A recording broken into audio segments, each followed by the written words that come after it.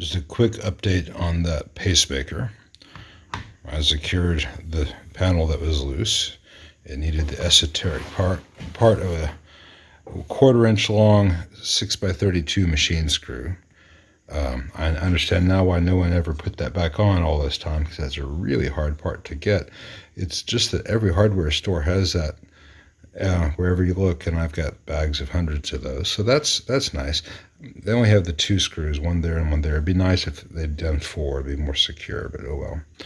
I've got some pots pulled, and I'll explain my game plan on this amp in general. The number one reason this amp was sounding like utter shit in that video the other day was right here. Let me get this to focus. This capacitor here, which I have snipped, as you can see. I said, which I have snipped, as you can see. It'll focus. It's shorted, and this is across the output cathode resistor on the output tubes. And if this is shorted, that means the cathode was at ground, and the bias reference was ground, and there was no negative voltage reference for the bias. So these things were just, it passed signal, but it was not healthy. So that capacitor is, needless to say, getting replaced. Let me take this off autofocus, it's not our friend. So this capacitor is getting replaced. This old carbon composite is going to get replaced. And stepping back from the rest of the amp, it had a negative feedback like you'd find on a Champ, which is not going to give the sound the owner is looking for. So I went ahead and snipped out that negative feedback to the driver stage of the cathodine phase inverter. The previous stage is where the negative feedback was at. And I'm going to make this a lot like a 5E3, a single channel 5E3 Deluxe. So it's not going to have negative feedback. It's going to have some values changed to be a little closer to the Fender. A couple places I think they did some crazy things in the circuit. And before anyone gets up in arms that I'm changing the 66 Vox Pacemaker schematic circuit. Well, I know Voxes very well. I know amps in general. There's a reason you don't see a lot of people rocking the Pacemakers. From the same era of Thomas Organ Voxes, the Cambridge reverb is actually quite nice. It's very similar to a Princeton reverb with a little more oomph. This has much less oomph than it should have. And part of it, aside from the condition this one was in with that shorted capacitor on the cathode,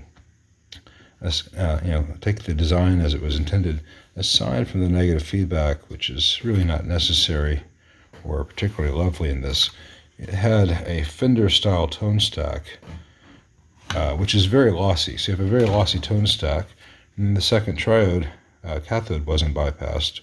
So huge loss of gain there. So I'm taking out that tone stack with its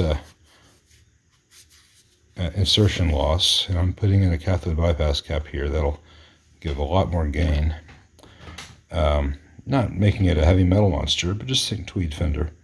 And I'm going to, of course, retain the volume. The treble is going to become the tone circuit from the 5E3 Deluxe. I'm going to tweak the values a little bit, but turn it up, it gets brighter. Turn it down, it gets darker. And the bass is going to be a 3-position variable high-pass filter, similar to what I'm doing on the normal and EF86 channels of the Excalibur 15. A very Voxy thing. Not too dissimilar from what Matchless did in the Chieftain, and what 65 amps, rest in peace, did on the London, the ones that have 6 positions. On those amps, I find 6 positions pretty much useless. There's not much change from one to the next. So just 3 very musically useful high-pass settings, control over the amount of treble in the amp, and a lot more gain available. So the gain that it used to have dimed, even aside from the output being messed up, it's going to be about 2 now. So you'll still have the range that the amp originally had.